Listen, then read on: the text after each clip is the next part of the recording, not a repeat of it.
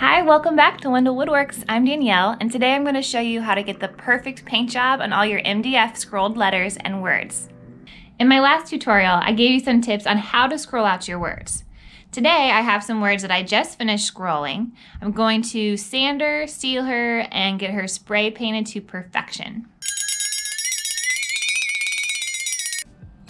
These words are actually my dad's handwriting, and because I have 3 siblings, I wanted to make 3 of them. I actually scrolled them all at the same time using a number 7 blade, and the way that I did that is called a stack cut, and all I did was attach the boards together using contact paper or painter's tape and spray adhesive.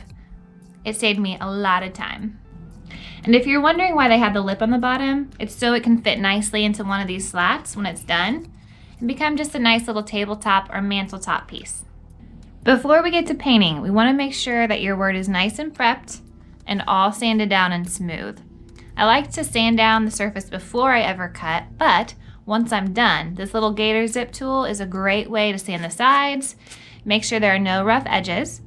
And another little trick I have is just to glue a piece of sandpaper onto a popsicle stick to help you reach those hard to get to places in between your letters.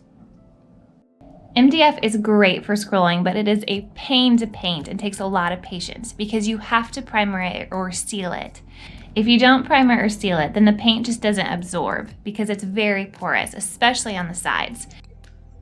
On this example board, I put a sealer on the right side, but not the left, so you can see the clear difference. It does not stick to the left side, but it does on the right.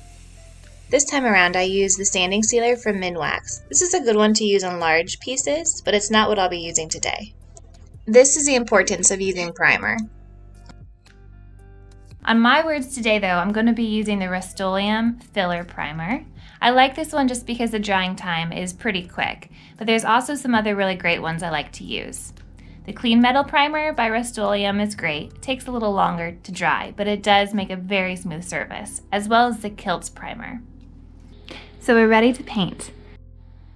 In order to get all the small crevices in my word, I always elevate it so you can kind of get into all those little angles right there. If you're working with individual letters and not a whole script, then something I recommend is sticking them onto just a strip of painter's tape, just to keep them from flying away or blowing away while you're spraying.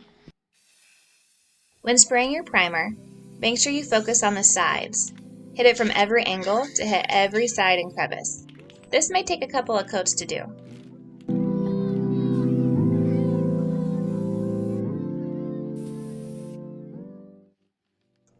Once dry, it's time to sand. If I fail to get footage, I always start with the orbiter sander on the top, and then I hit the sides with my gator zip. To get the sides nice and smooth, you need to use a high grit sandpaper, at least a 220.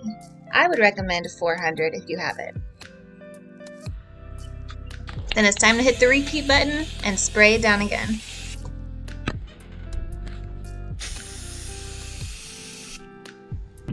Keep in mind that your finish is only ever going to be as good as your prep work. So take the extra step. If you need to spray and sand again, do it because it's going to be worth it in the end. When it's finally time for the paint, you want to hit it from all sides just like you did with the primer. But because it's nice and primed, you won't need to go heavy. Just a few light coats with some drying time in between will be perfect. All right, so this is drying really nicely, but because the holes and the crevices are so tiny, there's gonna be some parts that are really difficult for the spray paint to reach. So my little trick for that is just to take your bottle of spray paint and spray just a little to the side and use a little paintbrush to go ahead and get in there and finish those spots up.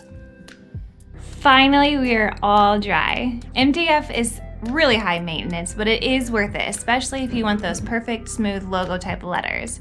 You can kind of see here, nice, smooth, glossy.